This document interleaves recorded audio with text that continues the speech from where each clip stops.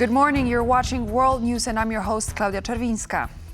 And we begin with the latest from Ukraine. 29 people have been injured in an overnight Russian airstrike on the city of Zaporizhzhia. Russian drones hit several targets at least 10 times, sparking multiple fires across the city. Multiple homes and residential buildings were damaged as a result of the attack. Zaporizhzhia Region Governor Ivan Fedorov reports that a local university and an infrastructure facility were also damaged in the strike. The emergency service initially said one person was killed, but later revised the statement, saying that a man believed to be dead regained consciousness. More than 100 personnel participated in the rescue operations.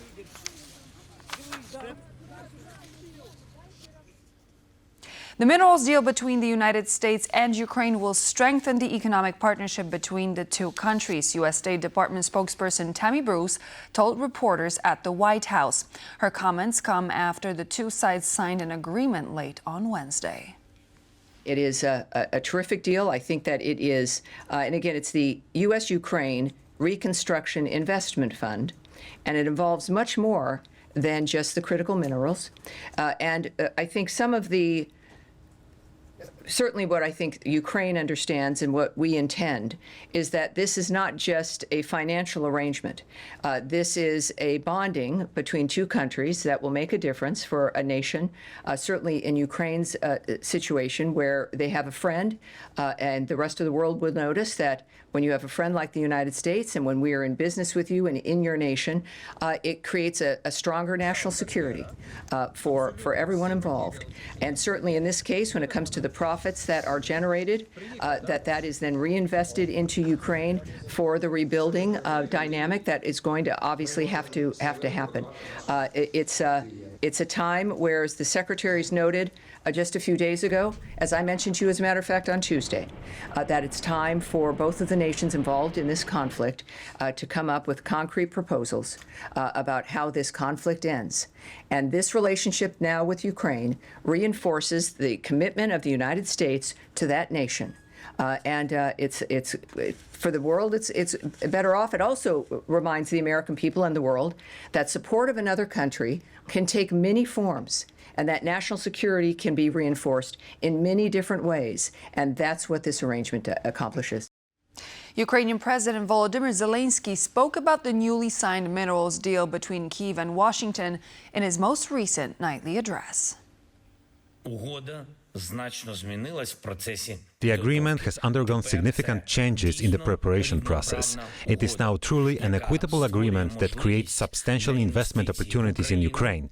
Additionally, it will enable major modernization of industries in Ukraine and, importantly, improvements in legal practices in our country. This agreement does not create debt. It establishes a recovery fund that will invest in Ukraine and generate profit here. It is a joint effort with America, built on fair terms, allowing both Ukraine and the United States, which support us in defense, to benefit from partnership. We discussed the agreement with U.S. President Donald Trump during a meeting at the Vatican. In fact, we now see the first outcome of that meeting, making it truly historic.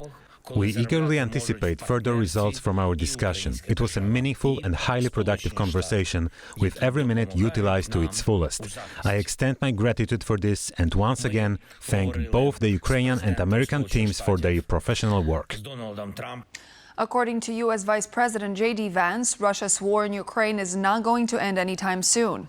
The official made the remarks during an interview with Fox News. These comments come just days after President Donald Trump marked 100 days since assuming office. One of the key points of his presidential campaign was a claim he would end war in Ukraine within 24 hours of assuming the post. I really don't believe that any person, of the 8 billion people in the world, I don't think anybody could have gotten this deal done other than Donald J. Trump. When I say this deal, I mean getting these guys to actually propose a peace settlement, but it's going to be up to the Russians and the Ukrainians. Now that each side knows what the other's terms for peace are, it's going to be up to them to come to an agreement and stop this brutal, brutal conflict. It's not going anywhere, Brett. It's not going to end anytime soon. Donald Trump and U.S. Secretary of State Marco Rubio have appointed a new interim charge d'affaires in Kyiv. Julie Davis, the current U.S. ambassador to Cyprus, will take over the role. President Trump envisioned this partnership between the American people and the Ukrainian people to show both sides' commitment to lasting peace and prosperity in Ukraine. With that in mind, President Trump and Secretary Rubio have identified Ambassador Julie Davis to serve as the chargé d'affaires in Kyiv during this critical moment as we move toward a peace agreement to stop the bloodshed. Julie Davis will assume her new role on Monday, May 5th, as reported by the U.S. Embassy in Kyiv. In the past, she has served as the U.S. envoy to Belarus. Bridget Brink, the former U.S. ambassador to Ukraine, stepped down last month. In an exclusive interview for the Polish television program Dangerous Liaisons, Polish Foreign Minister Radosław Sikorski pointed out that U.S. President Donald Trump may now be changing his mind about Vladimir Putin. Every U.S. administration has to learn Russia and the European Union all over again. It seems to me that Donald Trump already has doubts about Vladimir Putin. Let's hope he'll flip the switch and put pressure on Putin to end this war. Of course, we don't yet know the content of the deal signed yesterday, but let's hope it's effective and beneficial for both nations. Polish Prime Minister Donald Tusk said Poland is investing billions in armaments and infrastructure in a Thursday address to mark the 21st anniversary of Poland's accession to the European Union. Tusk said that Poland is building a powerful army the country hadn't seen in centuries, calling it, I quote, super strong and modern, an army for winning, end quote.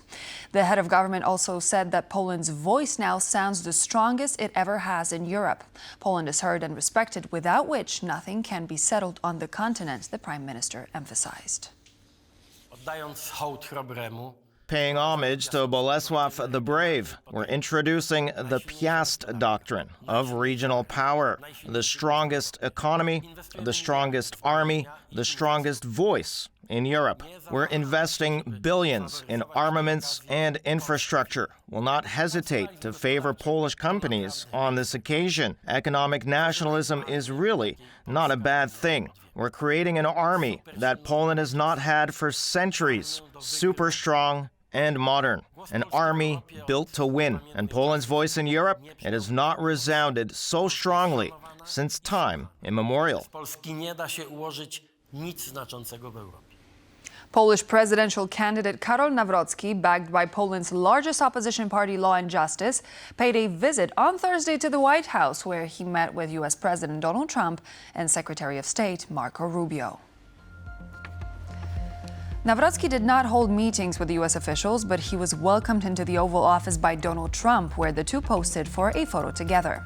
Nawrocki traveled to the White House to mark the U.S. National Day of Prayer. The ceremony, hosted by the U.S. President, took place at the White House Rose Garden. During his visit, Nawrocki also met with Secretary of State Marco Rubio. Nawrocki is set to travel to Chicago for May 3rd, marking Poland's Constitution Day. Thousands of Hungarians took to the streets on Thursday to protest against the government's ban on pride marches. Tensions rose after the parliament barred opposition lawmakers from the chamber earlier this week and cut their salaries for using smoke flares during a protest. Our correspondent Aisha Badji is in Budapest and spoke with some of the participants. This is a demonstration basically against the Hungarian government.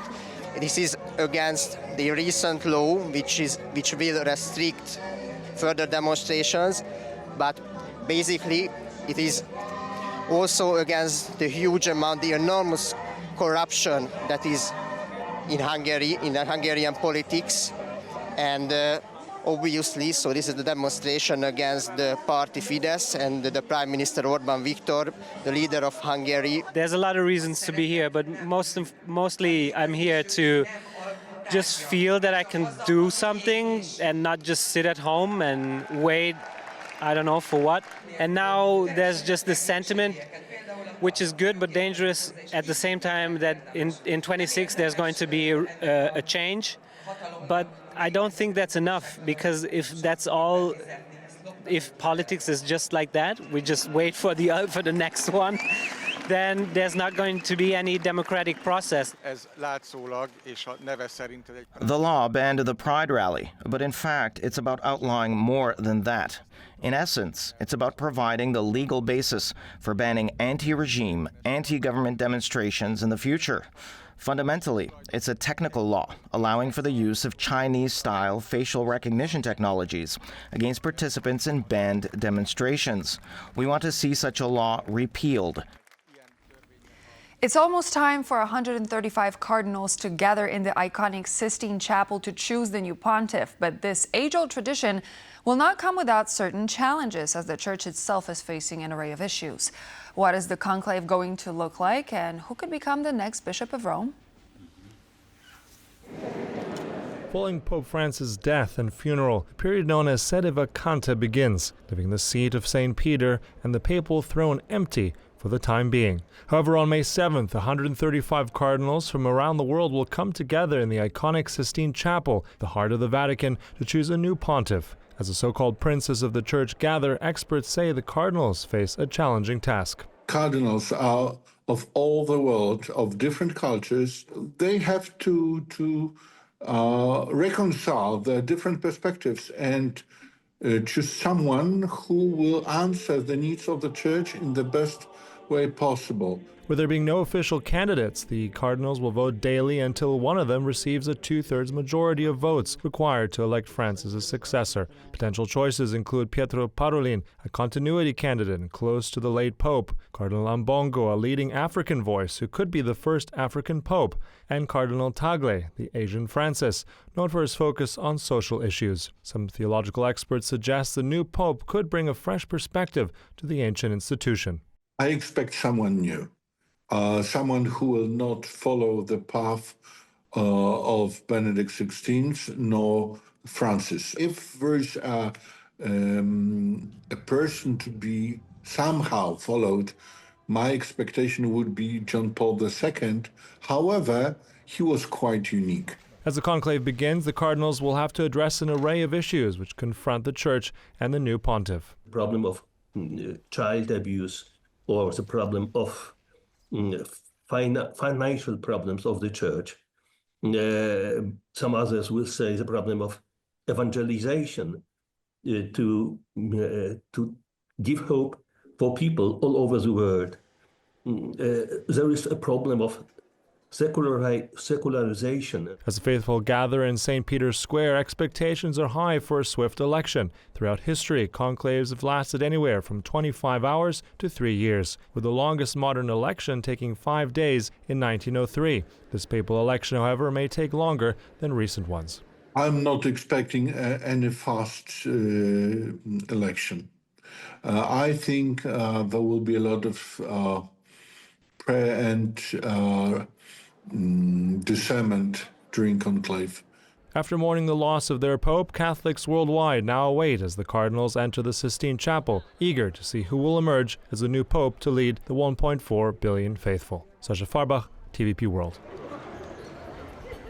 And so this marks the end of our news broadcast, but please do stay tuned because we're back in just a moment with more news and features. Thank you for watching, and we'll see you soon.